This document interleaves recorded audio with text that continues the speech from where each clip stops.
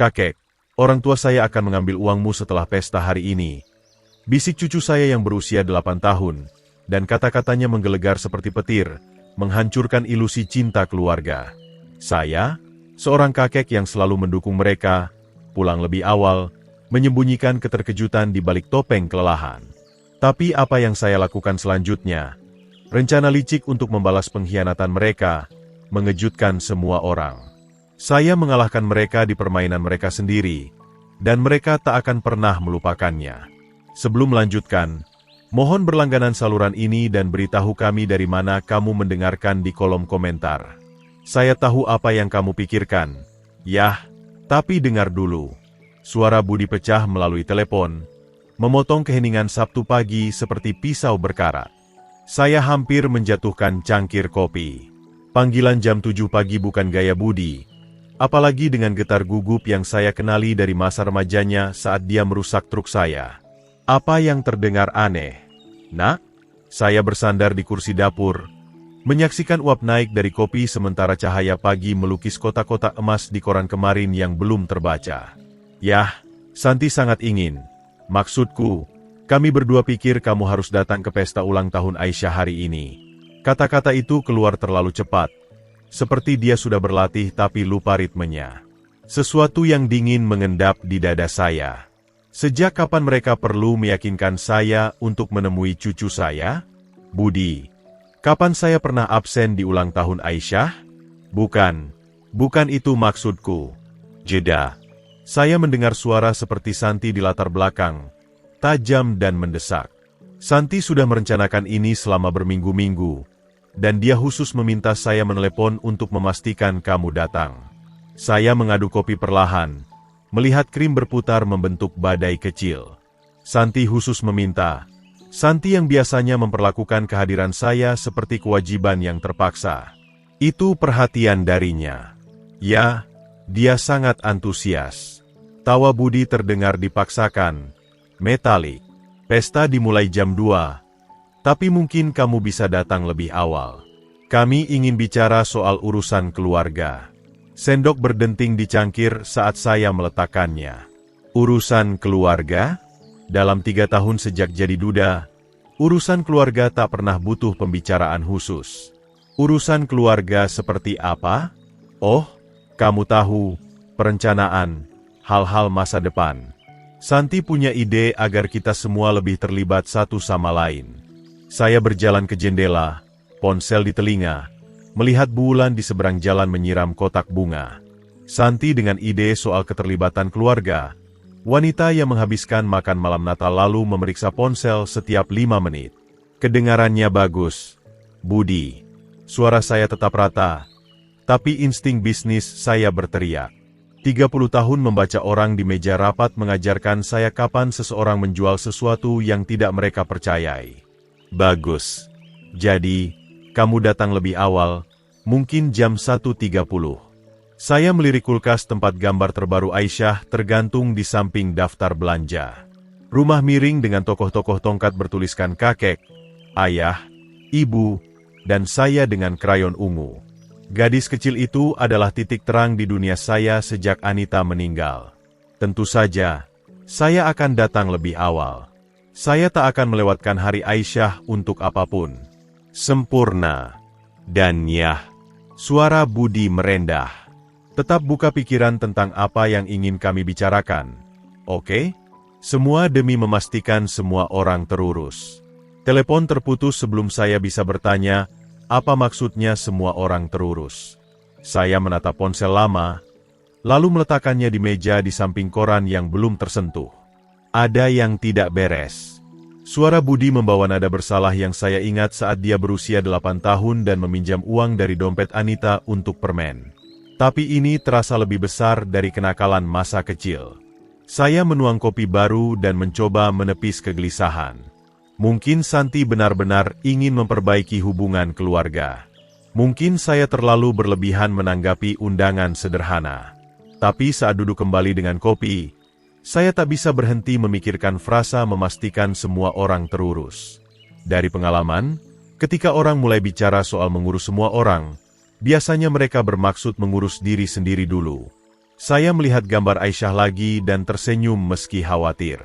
Apapun yang direncanakan Budi dan Santi untuk dibahas, itu bisa menunggu sampai saya merayakan ulang tahun ke-8 cucu saya. Beberapa hal lebih penting daripada kerumitan orang dewasa. Meski begitu, saya mencatat dalam hati untuk mendengarkan dengan cermat apa yang mereka ingin bicarakan. 20 menit kemudian, saya berdiri di lemari kamar, menatap kemeja-kemeja yang tak akan pernah dilihat Anita lagi. Kemeja biru Oxford mengingatkan saya pada pemakamannya. Bagaimana Santi berbisik tentang ruang yang terlalu luas ini saat kami mengubur istri saya. Bahkan saat itu, nada suaranya terasa penuh perhitungan. Saya menarik kemeja dari gantungan dan melihat pantulan saya di cermin. 1 miliar rupiah. Itu yang saya berikan kepada mereka selama 3 tahun terakhir. Cicilan hipotek, pinjaman mobil, biaya sekolah swasta Aisyah. Anita mungkin menyebutnya berlebihan. Tapi dia juga paham bahwa Aisyah pantas mendapatkan yang lebih baik daripada yang bisa diberikan orang tuanya sendiri. Dompet saya terasa berat di saku belakang saat berpakaian. 3 kartu kredit yang habis limit untuk darurat Budi. Perbaikan transmisi mendesak yang berubah jadi perombakan mesin penuh. Kebutuhan sementara Santi untuk belanja bahan makanan yang jadi ekspektasi bulanan. Setiap permintaan disampaikan dengan penjelasan penuh malu dari Budi dan rasa terima kasih yang tepat waktu dari Santi. Berjalan ke dapur untuk mengambil kunci mobil. Saya melewati kulkas tempat gambar terbaru Aisyah tergantung di samping daftar belanja. Dia menggambar perjalanan memancing kami terakhir. 2 tokoh tongkat di tepi danau krayon biru, keduanya tersenyum. Hari terbaik. Kakek. Ditulis dengan spidol ungu di bagian bawah. Saat itulah saran terbaru Santi terngiang dengan jelas. 3 minggu lalu, berdiri di tempat yang sama, dia memandang dapur saya dan berkata, "Pak Hasan, bukankah rumah ini terlalu besar untukmu? Ada komunitas panti jompo yang bagus di mana kamu tak perlu khawatir soal perawatan." Budi dengan cepat mengalihkan topik ke musim softball Aisyah. Tapi mata Santi tertahan pada meja granit saya, peralatan mahal yang dipilih bersama Anita, dengan tatapan penuh perhitungan yang sama seperti di pemakaman. Saya mengambil kunci mobil dari meja, mengingat kata-kata terakhir Anita yang masih jelas. "Janji padaku kamu akan selalu menjaga Aisyah. Tapi awasi Budi baik-baik. Dia lemah, dan orang lemah membuat pilihan berbahaya saat seseorang yang kuat berbisik di telinganya." Saat itu, saya pikir dia maksud teman-teman minumnya atau skema cepat kaya. Sekarang, saya bertanya-tanya apakah Anita melihat sesuatu pada Santi yang saya lewatkan. Cara dia memulai setiap pembicaraan soal uang dengan kebutuhan Aisyah, membuat saya merasa egois karena mempertanyakan pengeluaran. Pembuka pintu garasi berdengung saat cahaya pagi mengalir ke Mercedes saya. Mobil Anita masih di tempatnya, tertutup dan bersih. Saya terus membayar cicilannya berbulan-bulan setelah kematiannya, tak mampu mengakui dia benar-benar pergi. Mungkin itu yang mereka andalkan, ketidakmampuan saya menolak soal keluarga. Kakek yang lebih suka membayar daripada mengecewakan, yang lebih percaya daripada menyelidiki. Tapi 40 tahun di bidang konstruksi mengajarkan saya untuk memeriksa fondasi sebelum membangun sesuatu yang penting. Saya mundur dari jalan masuk perlahan, melihat rumah saya mengecil di kaca spion. Malam ini, setelah pembicaraan apapun yang direncanakan Budi dan Santi, saya curiga saya akan melihat segalanya berbeda. Untuk saat ini, saya perlu membeli hadiah ulang tahun untuk cucu saya, sesuatu yang istimewa, mungkin hadiah terakhir sebelum segalanya berubah. Mall Senayan ramai dengan energi Sabtu pagi saat saya parkir di dekat pintu utama. Pukul 8.15, keluarga-keluarga sudah berbondong-bondong menuju toko mainan. Waktu yang tepat untuk hadiah Aisyah. Bagian arsitektur Lego langsung menarik saya. Aisyah terpesona dengan bangunan sejak kunjungan sekolah ke Monas bulan lalu. Set patung Liberty menarik perhatian, cukup detail untuk menantang keterampilannya yang berkembang, tapi tidak terlalu sulit. 2,7 juta rupiah terasa wajar untuk sesuatu yang akan menyibukkan pikirannya yang penasaran selama berminggu-minggu. Pilihan bagus, Pak, kata pegawai muda sambil menghitung pembelian. Anak saya suka seri ini. Mau dibungkus kado? Tolong. Ini untuk ulang tahun ke-8 cucu saya. Berikutnya, perlengkapan olahraga. Aisyah bilang ingin sepeda sungguhan, bukan yang pink kecil yang sudah kekecilan. Model trek di dekat jendela terlihat sempurna. Rangka ringan, rem tangan yang bisa dia kuasai, strip reflektif untuk keselamatan. 4,8 juta rupiah. Tapi wajah gembiranya akan sepadan. Memuat kotak sepeda ke SUV, saya memeriksa jam. Pukul 9.10, masih cukup waktu untuk satu perhentian lagi. Pak Hasan, sungguh kejutan menyenangkan. Bulan muncul di samping mobil saya, memegang tas belanja dari toko buku. Tetangga selama 15 tahun ini tampak senang bertemu. Rambut peraknya ditata rapi meski pagi. Bulan, selamat pagi. Mulai belanja akhir pekan lebih awal? Oh, kamu tahu saya suka menghindari keramaian. Dia menunjuk ke pintu masuk mal. Mungkin kamu di sini untuk persiapan ulang tahun. Budi bilang soal pesta Aisyah saat saya bertemu dia minggu lalu. Dia bilang begitu? Saya menutup pintu belakang SUV. Penasaran. Kalian bertemu di mana? Di pusat kota. Selasa pagi kayaknya. Santi bersamanya keluar dari Bank Nasional dengan setumpuk kertas. Bulan tertawa kecil. Tampak sangat resmi dan serius. Mungkin sedang mengurus refinancing, seperti kebiasaan anak muda sekarang. Selasa, 4 hari lalu. Budi tak menyebut urusan perbankan selama panggilan gugupnya tadi pagi. Tapi, kenapa dia harus menyebutkannya? Orang-orang mengurus urusan keuangan sepanjang waktu tanpa mengumumkan detail. Mungkin cuma urusan rutin, kata saya, memindahkan tas belanja ke tangan lain. Tentu saja, sayang. Bukan urusan saya. Bulan menepuk lengan saya penuh kasih. Saya harus membiarkanmu selesai belanja. Sampaikan salam saya untuk cucumu yang manis itu. Dia bergegas ke toko buku, meninggalkan saya berdiri di samping mobil dengan rasa gelisah samar. Urusan perbankan di Selasa, panggilan gugup di Sabtu. Waktunya terasa terlalu kebetulan. Tapi Budi memang selalu tampak bergulat dengan krisis keuangan. Saya menepis perasaan itu dan menuju toko bunga dekat pintu masuk timur mal. Santi selalu menghargai bunga, dan mawar putih akan jadi isyarat penuh perhatian untuk tuan rumah pesta Aisyah. Penjual bunga, wanita paruh baya dengan tanah di bawah kuku, membungkus lusin mawar bertangkai panjang dengan kertas perak dengan cekatan. Ini indah, katanya, menyesuaikan pita. Acara spesial, ulang tahun cucu saya. Ini untuk ibunya. Betapa penuh perhatian. Dia pasti suka. Rp420.000 untuk bunga yang akan layu dalam seminggu. Tapi ekspresi senang Santi sepadan dengan biaya. Isyarat kecil ini penting untuk menjaga harmoni keluarga, terutama saat ada ketegangan mendasar. Pukul 9.30, SUV saya penuh dengan paket senilai hampir Rp9 juta untuk perayaan ulang tahun. Set Lego, sepeda, mawar, dan kartu yang saya pilih. Semua dipilih demi kebahagiaan Aisyah. Ini yang dilakukan kakek, memanjakan cucu tanpa malu dan menikmati setiap momennya. Saat berkendara pulang melalui lalu lintas Sabtu pagi, saya memikirkan pengamatan santai Bulan. Budi dan Santi di bank dengan kertas, ekspresi serius, urusan resmi yang tak disebut Budi. Tapi, pasangan suami istri mengurus banyak tugas administratif tanpa melibatkan keluarga besar. Pembaruan asuransi, refinancing hipotek, tabungan kuliah untuk Aisyah. Banyak alasan sah yang bisa menjelaskan kunjungan mereka. Tapi saat berbelok ke jalan masuk, saya tak bisa sepenuhnya menepis suara kecil di kepala yang bertanya-tanya kenapa Budi terdengar begitu gugup tadi pagi, jika semua benar-benar rutin seperti kelihatannya. Setelah membungkus hadiah Aisyah dan makan siang cepat, saya tiba di rumah Budi tepat jam 14. Pintu depan terbuka sebelum saya menekan bel. Pak Hasan. Santi nyaris menyanyikan nama saya.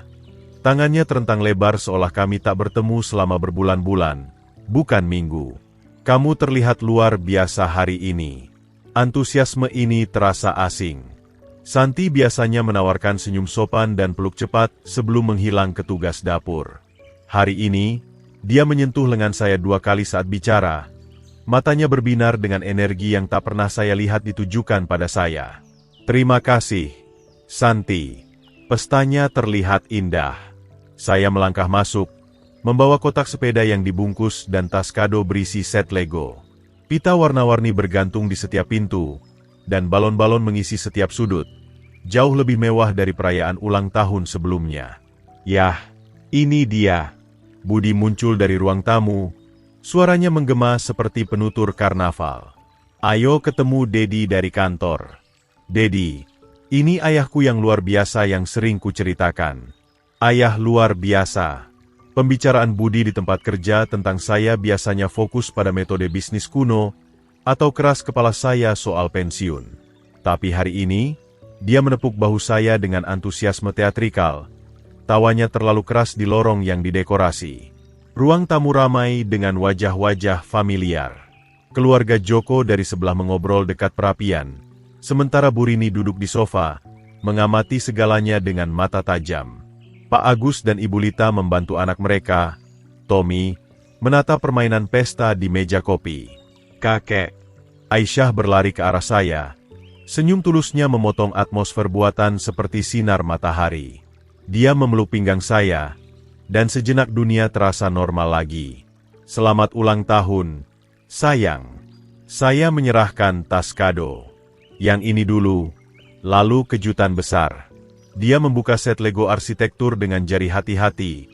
Matanya melebar melihat gambar patung Liberty di kotak.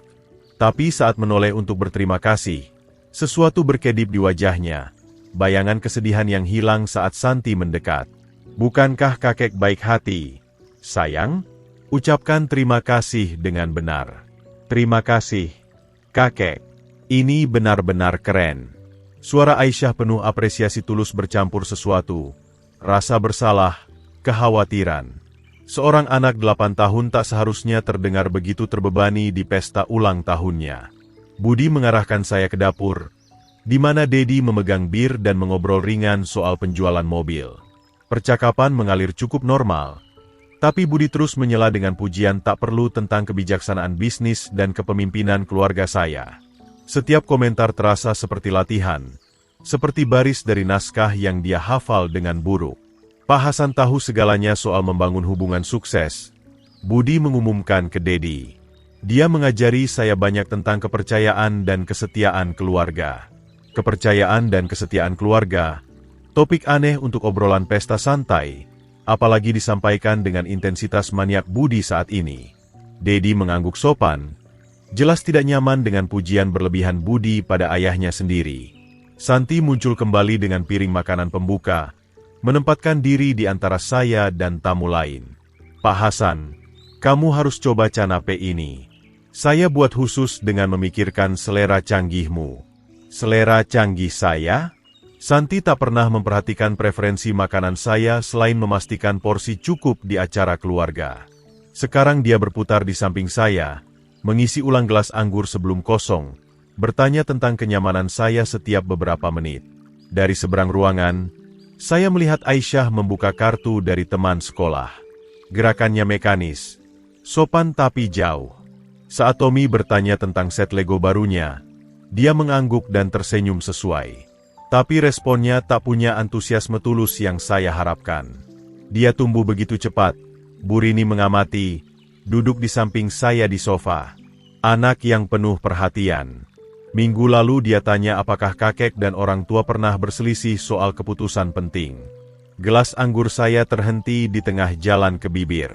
Apa yang kamu bilang padanya? Bahwa keluarga menyelesaikan perbedaan dengan cinta dan kejujuran. Burini mempelajari Aisyah dengan mata penuh perhatian.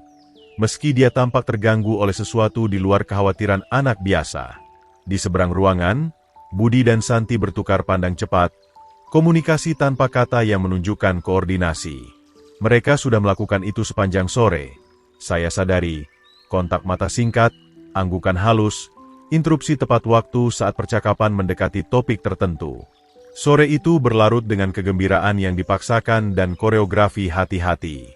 Setiap senyum terasa terhitung, setiap tawa sedikit terlalu keras, setiap isyarat kasih sayang keluarga dilakukan untuk penonton. Hanya sikap Aisyah terhadap saya tetap tulus. meski dibayangi beban yang dia pikul. Saat pesta mendekati akhir dan tamu mulai mengumpulkan barang, Budi menarik perhatian saya dengan gerakan terlalu santai. "Yah, stay setelah semua orang pergi, ya? Kami sudah menantikan obrolan keluarga yang kami sebutkan." Kegembiraan buatan mulai membebani seperti kelembapan sebelum badai. Saya meminta diri dengan senyum sopan, menyebut kamar mandi di lorong. Santi langsung melompat, menawarkan petunjuk yang tak saya butuhkan. Perhatiannya terasa latihan, bukan tulus. Berjalan menjauh dari kebisingan pesta, saya perhatikan Aisyah mengamati saya dari samping meja kado. Sesuatu dalam ekspresinya, kekhawatiran bercampur tekad, membuat saya berhenti. Saat sampai di lorong dengan foto keluarga, langkah kecil mengikuti di belakang. Suaranya nyaris tak terdengar. Saya menoleh, mendapatinya melirik ruang tamu, memastikan kami sendiri. Gadis ulang tahun yang seharusnya berbinar antusias malah tampak memikul beban dunia di pundaknya yang berusia 8 tahun. "Ada apa, sayang?" Saya berlutut setinggi matanya, mengenali ekspresi serius yang diwarisi dari Anita.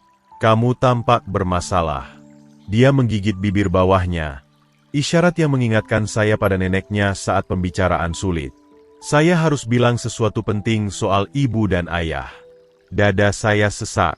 "Soal apa, sayang?" "Mereka berencana mengambil uangmu malam ini." Kata-kata itu keluar tergesa seolah dia sudah berlatih. Setelah semua orang pulang, saya dengar mereka bicara tadi malam saat saya seharusnya tidur. Lorong seolah miring sedikit. Saya mencengkeram kusen pintu untuk menahan diri, berjuang menjaga ekspresi tenang demi dia. "Apa tepatnya yang kamu dengar?" Ibu bilang, "Kamu punya terlalu banyak uang untuk orang tua yang tinggal sendiri." Suara Aisyah semakin pelan. Dia bilang ke ayah mereka akan memperbaiki masalah itu malam ini. Ayah tampak takut, tapi ibu bilang kertas dari bank akan membuat semuanya legal. Kertas dari bank. Kunjungan Selasa yang disebut bulan tiba-tiba masuk akal mengerikan. Insting bisnis saya, yang terlelap selama bertahun-tahun, bangkit dengan kejernihan kristal. "Apa lagi yang mereka bilang?" tanya saya lembut. Meski pikiran saya berlomba dengan implikasi yang saya harap tak dimengerti anak 8 tahun. Ayah terus bilang, "Bagaimana kalau dia tahu?" Dan ibu bilang sudah terlambat saat itu. Air mata menggenang di matanya.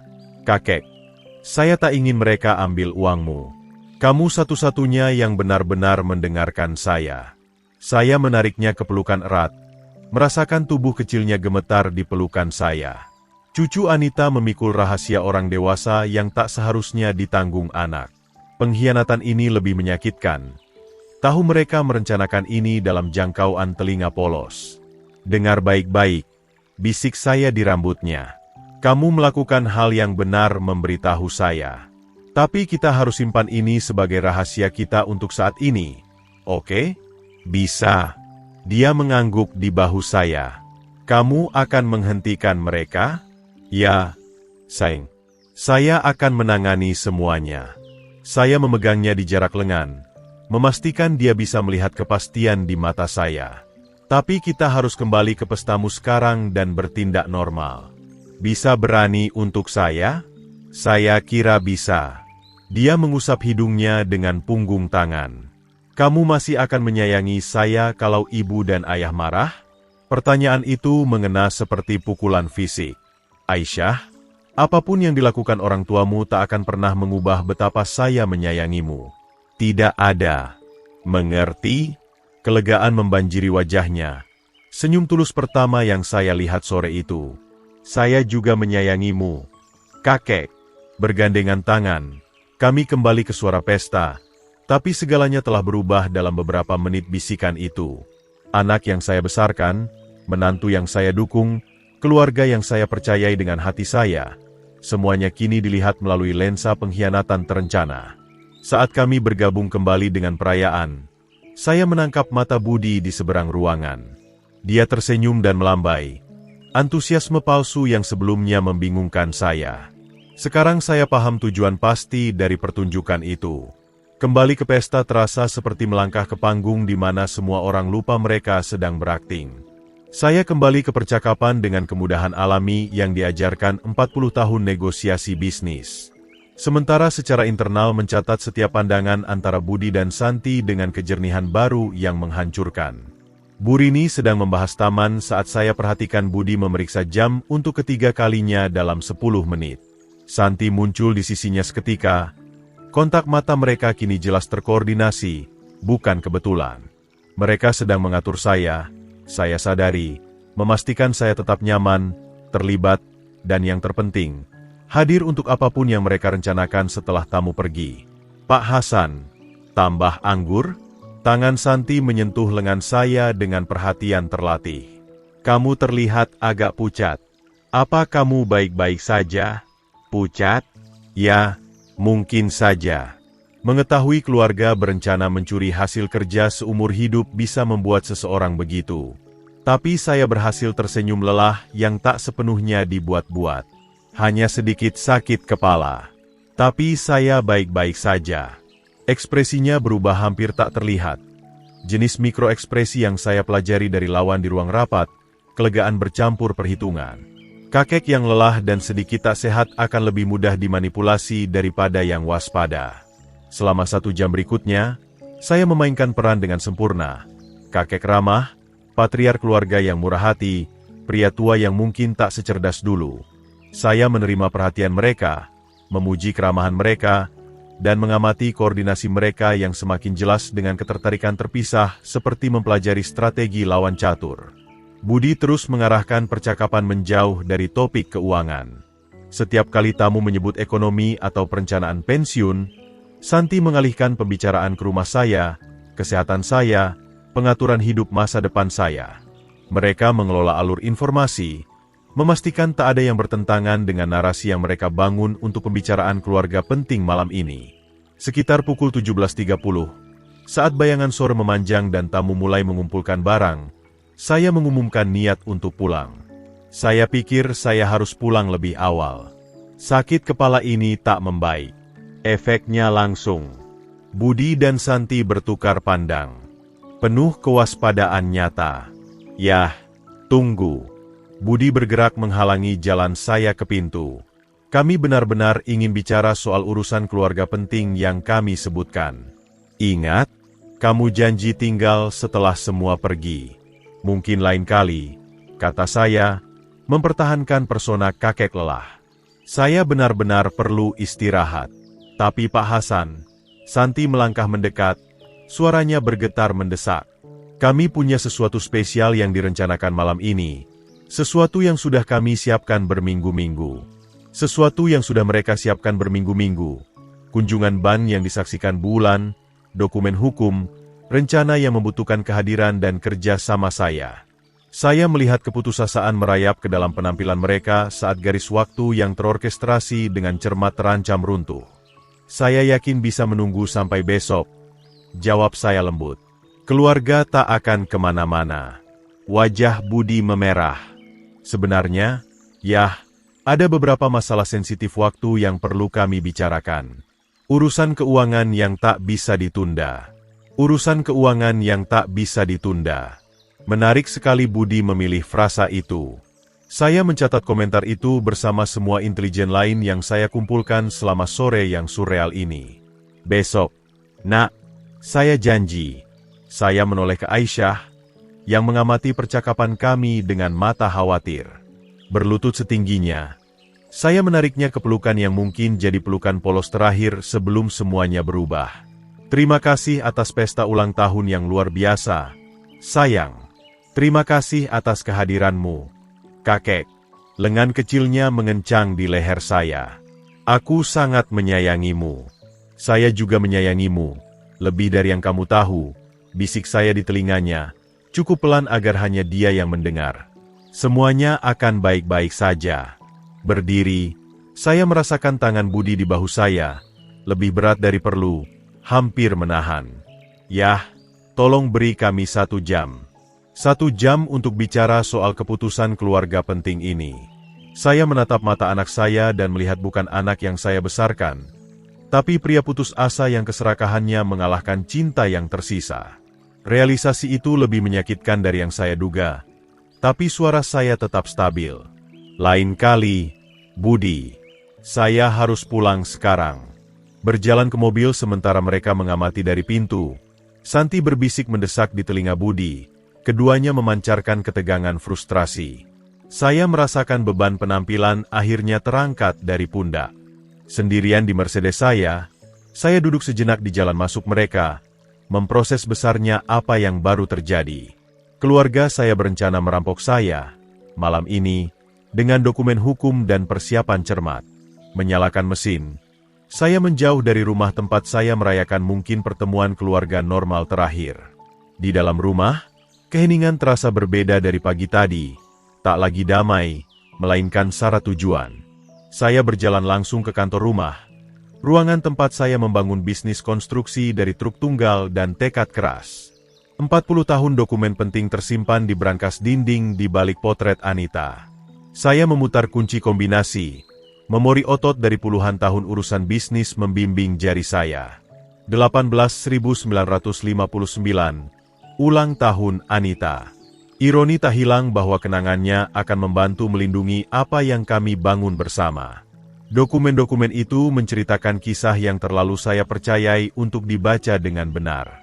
Rekening bank mengungkap pola permintaan keuangan yang meningkat dari ratusan ribu ke jutaan selama 3 tahun.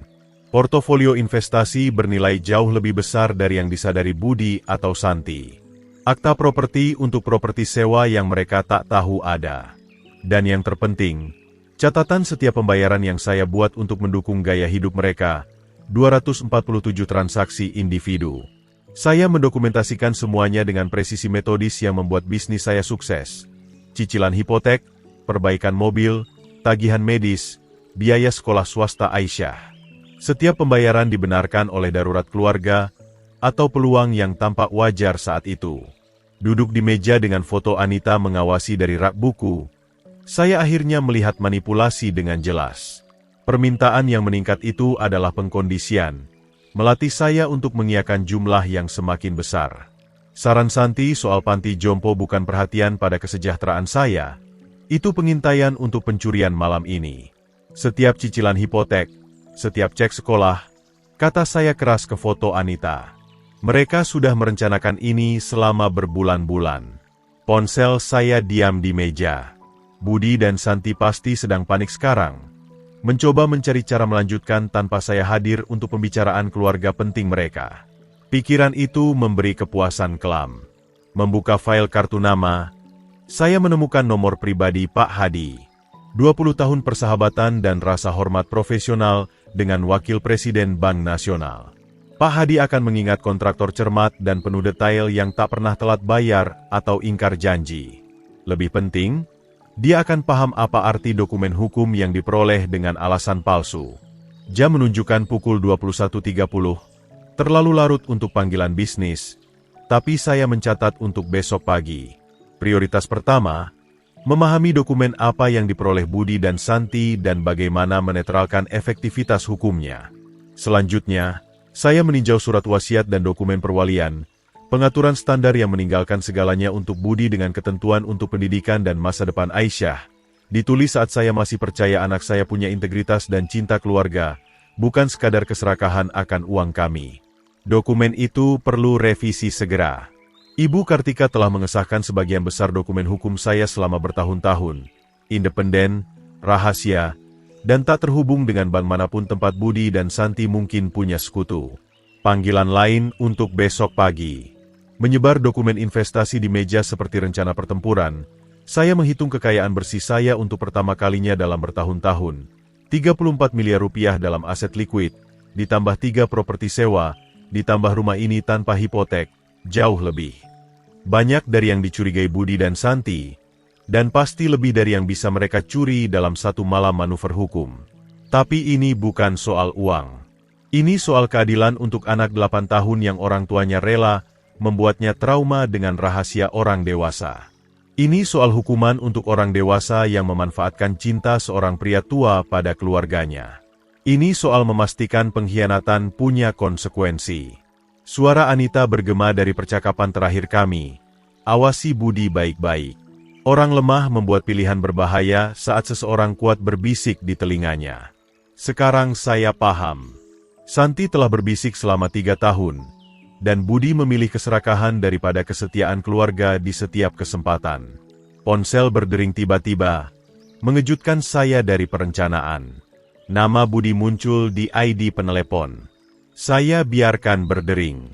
Minggu pagi membawa kejernihan yang gagal diberikan malam tanpa tidur.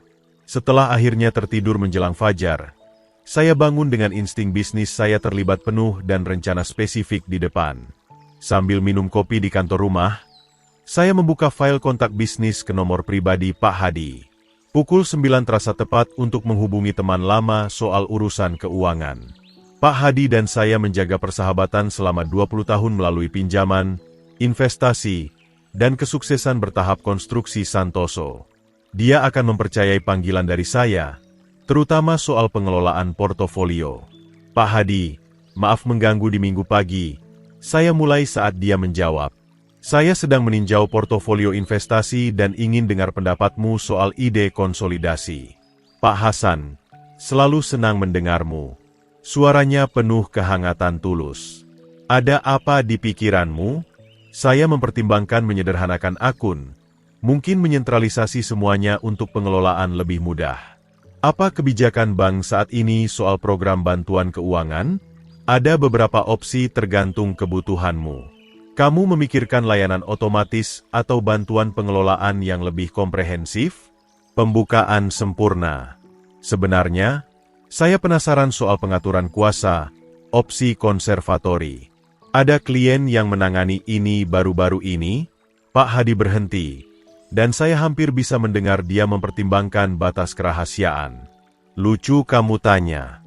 Minggu lalu, ada pasangan yang menanyakan prosedur perwalian untuk anggota keluarga lanjut usia. Cangkir kopi saya terhenti di tengah jalan ke bibir. Oh, proses rumit. Saya kira. Sebenarnya, mereka tampak sangat siap. Sudah melakukan riset mendalam soal persyaratan konservatori, jadwal dokumentasi. Orang-orang sangat teliti. Sangat teliti. Anak dan menantu saya telah meneliti cara mencuri kemerdekaan saya dengan presisi hukum. Itu perhatian dari mereka untuk membantu keluarga. Mereka mengajukan pertanyaan spesifik soal evaluasi kompetensi mental, dokumentasi pengelolaan keuangan, jadwal persetujuan pengadilan. Pengetahuan profesional Pak Hadi persis yang saya butuhkan. Mereka paham istilah lebih baik dari kebanyakan pengacara yang saya tangani. Evaluasi kompetensi mental, jadwal persetujuan pengadilan.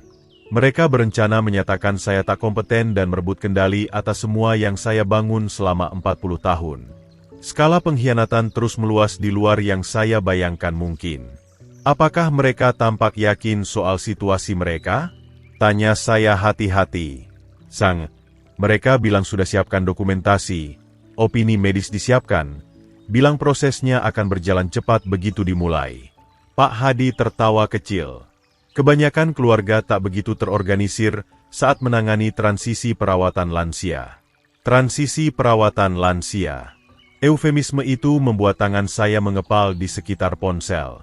Mereka meneliti cara menginstitusionalisasi saya sambil mencuri kekayaan saya, dan melakukannya dengan ketelitian profesional sistematis.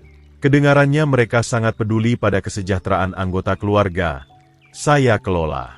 Itu yang paling mencolok, betapa banyak persiapan yang mereka lakukan untuk memastikan semuanya sah dan cepat. Mereka tanya soal proses dipercepat, prosedur konservatori darurat untuk situasi di mana tindakan segera diperlukan untuk melindungi aset seseorang dari ketidakmampuan mereka sendiri. Mendengar situasi saya digambarkan dalam istilah perbankan klinis terasa surreal. Baiklah, saya menghargai informasinya, Pak Hadi. Memberi saya gambaran lebih baik soal opsi yang tersedia. Kapan saja, Pak Hasan. Tapi jujur, kamu tampak lebih tajam dari pria setengah usiamu. Tak bisa bayangkan kamu butuh bantuan seperti itu selama beberapa dekade lagi. Andai dia tahu betapa dekatnya saya membutuhkannya kemarin. Semoga kamu benar. Terima kasih atas panggilan di minggu ini. Senang selalu. Beritahu jika kamu ingin jadwalkan konsultasi formal soal portofoliomu. Setelah menutup telepon, saya duduk menatap catatan dari percakapan. Evaluasi kompetensi mental, dokumentasi siap, opini medis disiapkan, prosedur darurat. Budi dan Santi tak hanya berencana merampok saya. Mereka merekayasa kerangka hukum lengkap untuk membenarkan pencurian hidup saya. Ponsel berdering tiba-tiba, mengejutkan saya dari pikiran. Nama Budi muncul lagi di ID penelepon. Kali ini, saya menjawab, "Halo." Saya menjawab dengan kelelahan sengaja, seolah menggapai ponsel di meja membutuhkan energi besar. "Yah, syukurlah. Saya khawatir setengah mati saat kamu pulang lebih awal kemarin." Suara Budi membawa kepedulian yang terdengar tulus, meski saya kini mengenali perhitungan di baliknya. "Kamu baik-baik saja?" "Oh, Budi." Saya membiarkan suara saya mereda sedikit, seolah mengumpulkan pikiran jadi sulit. Saya sering sakit kepala akhir-akhir ini. Sulit fokus pada apapun. Itu kedengarannya tidak baik. Mungkin kita harus periksakan ke dokter. Saya dan Santi bisa antar kamu ke klinik sore ini. Sempurna. Mereka mempercepat garis waktu persis seperti yang saya harapkan setelah mengacaukan rencana awal mereka. Itu sangat perhatian dari kalian berdua. Saya merasa bingung akhir-akhir ini. Jangan khawatir. Yah, kami akan urus semuanya. Kami akan mampir sekitar 1 jam lagi. Oke. Setelah menutup telepon, saya menghabiskan 30 menit mempersiapkan penampilan terbesar dalam hidup saya. Saya mengacak rambut sedikit, mengenakan kardigan tua yang membuat saya tampak lebih lemah, dan berlatih gerakan lebih lambat dan ragu-ragu dari kebingungan lansia sejati. Saat mobil mereka masuk ke jalan masuk, saya siap. "Pak Hasan, kami bawa beberapa kertas yang mungkin membantu situasimu," Santi mengumumkan saat mereka duduk di ruang tamu. Dia membawa portofolio kulit yang terlihat mahal dan profesional, jenis yang digunakan pengacara untuk dokumen penting. "Kertas?" Saya memandangnya dengan apa yang saya harap tampak sebagai kebingungan tulus. "Kertas macam apa?" Budi condong ke depan, ekspresinya tulus. "Yah, kami sudah meneliti cara membantu kamu mengelola lebih baik. Keuanganmu, keputusan medis, semacam itu." "Mengelola?" Saya tidak yakin paham. Saya menggosok pelipis seolah percakapan ini menyebabkan sakit fisik. Semuanya terasa rumit akhir-akhir ini. Santi membuka portofolio dengan efisiensi terlatih. "Dokumen ini akan memberi kami kuasa untuk membantu perbankan, tagihan, janji medis. Anggap saja sebagai sistem cadangan." Formulir-formulir itu terlihat disiapkan secara profesional, dengan bagian yang ditandai untuk tanda tangan saya. Seseorang telah menginvestasikan uang serius untuk konsultasi hukum demi pencurian ini. Saya menatap kertas-kertas itu seolah berisi hieroglif. "Ini sangat membingungkan," gumam saya. "Dulu saya lebih paham hal-hal ini. Itu sebabnya kita perlu lakukan ini sekarang." Santi mendesak lembut. "Sebelum semuanya makin membingungkan bagimu." Budi bergeser tak nyaman. "Yah, kamu yakin baik-baik saja? Kamu tampak sangat berbeda hari ini." Saya memandangnya dengan apa yang saya harap adalah rasa syukur yang membingungkan. "Berbeda?" Saya tidak merasa berbeda. Hanya lelah sepanjang waktu. Sakit kepala ini membuat sulit berpikir jernih. Santi dan Budi bertukar pandang. Komunikasi terkoordinasi yang saya perhatikan di pesta, tapi kini saya paham tujuannya. Mereka mengevaluasi apakah saya cukup terganggu untuk menandatangani dokumen tanpa memahami implikasinya sepenuhnya. "Pak Hasan, kertas-kertas ini hanya memudahkan kami membantu kamu," Santi melanjutkan. "Kamu tak perlu khawatir mengelola semuanya sendirian." "Kurasa itu akan menyenangkan," kata saya pelan, mengambil salah satu dokumen dengan tangan gemetar. "Tapi ini keputusan besar." Kepala saya berdenyut, mencoba memikirkannya. "Tentu saja ini keputusan besar," kata Budi cepat. "Luangkan waktu." Kesabaran Santi tampak lebih tegang. "Bukankah lebih mudah dengan bantuan keluarga? Kamu percaya kami, kan?" Tentu saja saya percaya kalian. Kalian keluarga. Saya meletakkan kertas dengan hati-hati. Tapi bolehkan saya pikirkan dulu? Putuskan besok saat saya berpikir lebih jernih? Sakit kepala ini membuat semuanya buram. Budi dan Santi saling memandang lagi. Dan saya bisa melihat frustrasi Santi nyaris tak tertahan di balik fasad pedulinya. Tentu. Yah. Kami akan mampir besok pagi. Dan kamu bisa tanda tangan saat itu. Setelah mereka pergi, saya membiarkan diri merosot di kursi, menjatuhkan penampilan untuk pertama kalinya dalam berjam-jam. Dokumen yang mereka tinggalkan menceritakan kisah lengkap. Formulir kuasa yang akan memberi mereka kendali atas keuangan, keputusan medis, dan pengaturan hidup saya. Semua yang diperingatkan Pak Hadi, tersusun dalam bahasa hukum yang dirancang untuk mencuri hidup saya. 3 jam kemudian, saya duduk di kantor rumah, meninjau catatan dari kunjungan Budi dan Santi, seperti jenderal yang merencanakan kampanye.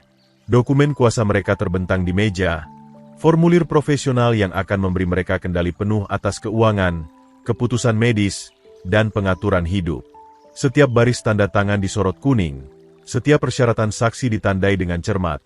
Mereka sudah mengerjakan pekerjaan rumah, tapi lupa saya telah mengerjakan pekerjaan saya selama 40 tahun. Ibu Kartika menjawab pada dering kedua. Pak Hasan, selamat malam. Apa yang bisa saya lakukan? Ibu Kartika, saya butuh jasa notaris besok pagi untuk dokumen keuangan keluarga. Bisa datang ke rumah sekitar jam 10? Tentu saja. Dokumen jenis apa yang kita hadapi? Saya memilih kata-kata dengan hati-hati. Formulir kuasa.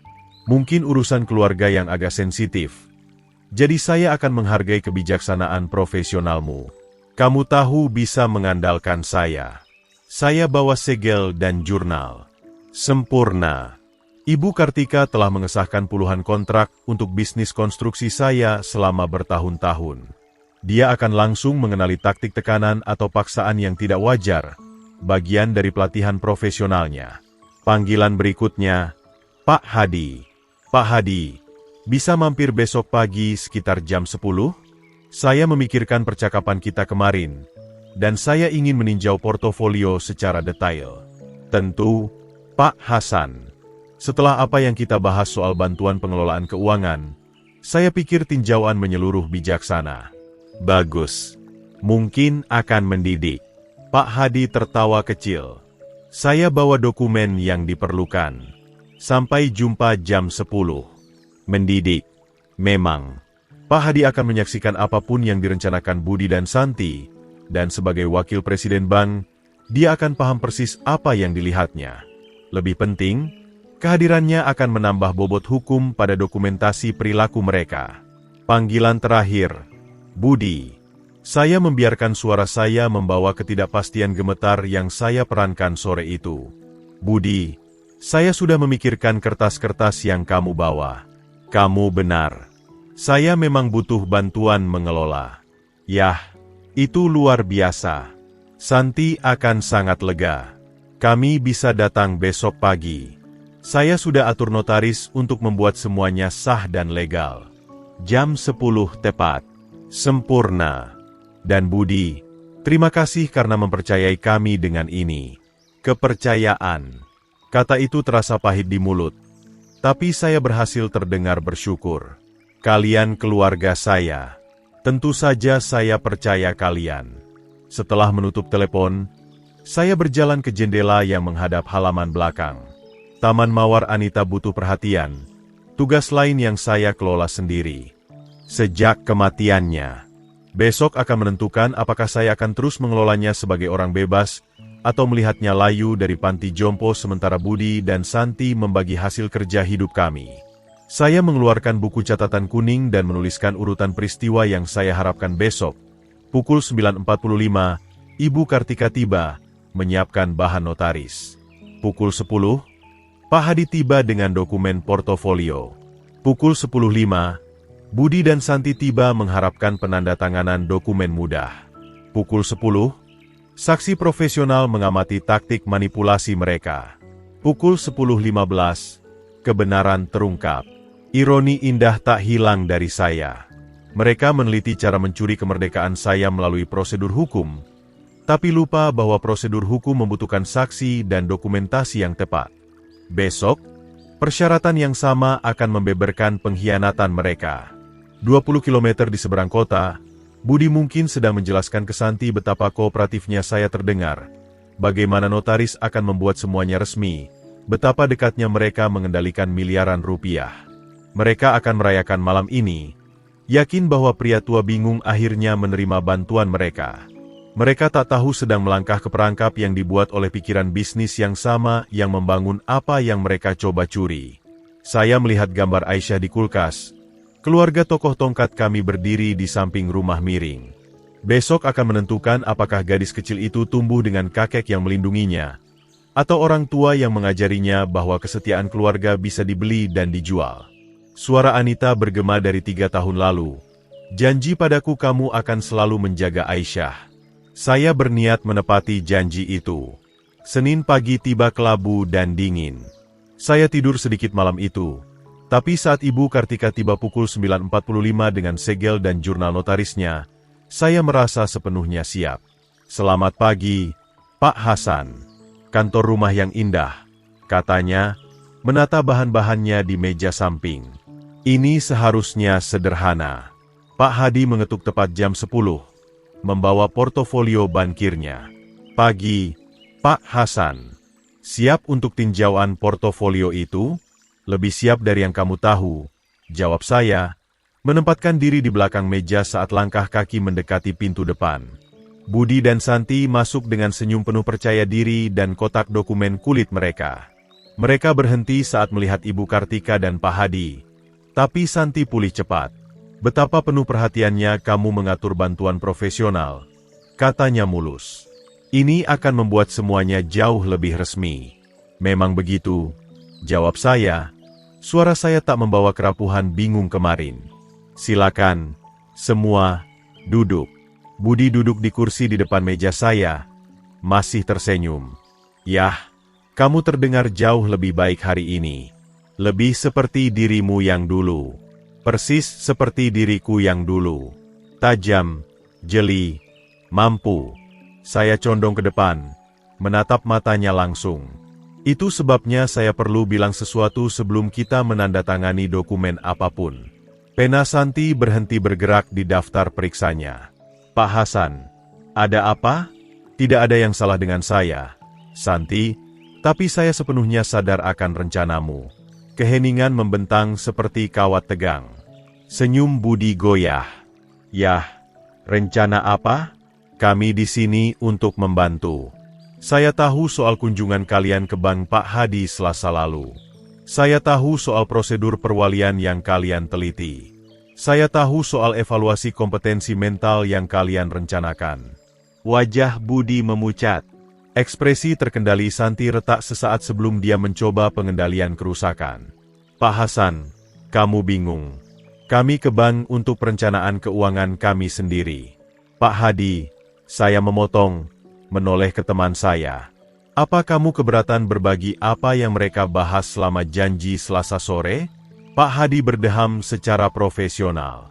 Mereka mengajukan pertanyaan detail soal prosedur konservatori, persyaratan dokumentasi untuk menyatakan seseorang tak kompeten secara mental, dan proses pengadilan dipercepat untuk pengelolaan keuangan darurat.